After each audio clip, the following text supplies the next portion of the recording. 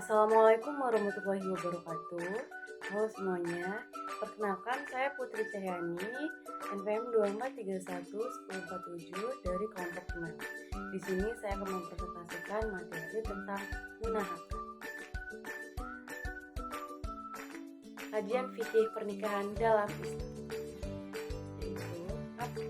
Munahakat adalah cabang ilmu fikih yang membahas segala hal terkait pernikahan termasuk hukum, syarat, dan larangan. Munahakat penting bagi Islam karena memandang pernikahan sebagai sunnah Nabi Muhammad SAW dan salah satu cara menyempurnakan keimanan. Tujuan munahakat ialah memahami aturan syariat terkait pernikahan, menjaga kehormatan manusia melalui pernikahan, membangun keluarga yang harmonis berdasarkan nilai-nilai Islam. Pengertian pernikahan dalam Islam. Secara bahasa, penyatuan akad atau hubungan, dan secara istilah, ikatan suci yang menghalalkan hubungan antara laki-laki dan perempuan untuk membangun keluarga sesuai syariat Islam.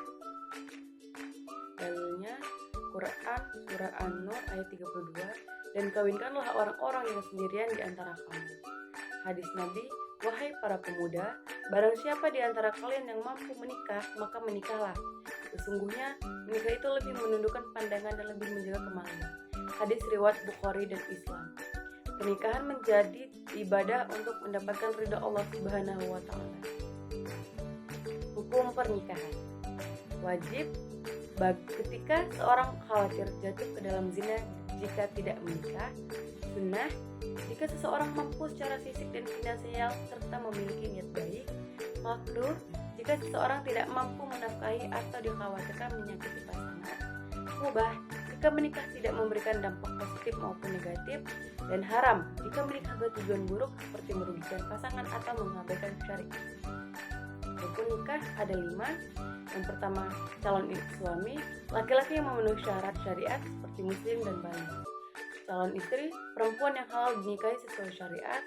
Pihak yang menikahi perempuan seperti ayah kandung, wali.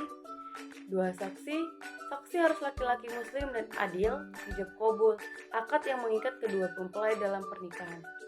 Tanpa memenuhi rukun ini, pernikahan tidak sah. Syarat nikah. 1. Calon suami dan istri harus baligh, berakal, tidak sedang dalam keadaan terhalang menikah seperti masa iddah. 2. Wali, beragama Islam, baligh, berakal, dan tidak fasik. 3. Saksi, minimal 2 orang saksi laki-laki yang adil dan muslim. 4. Ijab qabul, menggunakan bahasa yang jelas dan mudah dipahami oleh kedua belah pihak. Larangan dalam pernikahan ada 3. Yang pertama, wanita yang haram dinikahi secara permanen yaitu karena hubungan nasab ibu, saudara kandung perempuan, dan anak perempuan. 2. Karena persusuan, ibu susu, saudara susu, karena pernikahan atau ibu tiri menantu. 2. Wanita yang haram dinikahi sementara dalam masa iddah, memiliki istri yang masih bersaudara, kakak atau adik. 3. Nikah tanpa wali dan saksi. Pernikahan seperti ini dianggap tidak sah. Hak dan kewajiban suami istri. Yang pertama, hak dan kewajiban suami memberi nafkah lahir, makanan, pakaian, dan batin, memimpin keluarga dengan penuh tanggung jawab. 2. Hak dan kewajiban istri. Taat kepada suami dalam hal ma'ruf, menjaga kehormatan diri dan keluarga. Kewajiban bersama. 3. Mendidik anak dengan nilai Islam, menjaga hubungan harmonis dan saling menghormati. Konsep mahar atau mas kawin. Mahar adalah pemberian dari suami kepada istri sebagai bentuk penghormatan dan kewajiban. Jenis mahar ada 2, yaitu berupa harta seperti uang, emas, atau barang, atau berupa jasa seperti mengajarkan Al-Quran. Larangan dalam pernikahan. Nikah mut'ah, pernikahan sementara dengan batas waktu tertentu. Nikah tahlil, pernikahan dengan niat agar istri dapat kembali ke suami sebelumnya tanpa wali atau saksi, merupakan pernikahan yang tidak sah dalam Islam. Hikmah dan manfaat pernikahan. 1. Menjaga kesucian diri dari perbuatan dosa. 2. Membentuk keluarga sakinah, mawadah, dan warahmah. 3. Media mendidik anak dan memperbanyak generasi muslim. 4. Menyempurnakan ibadah sebagai bagian dari sunnah Nabi Muhammad SAW. Perceraian dalam Islam. Pemutusan hubungan pernikahan oleh suami dengan kata-kata atau tidak tertentu. Jenis talak ada dua, yaitu talak raj'i masih bisa dirujuk.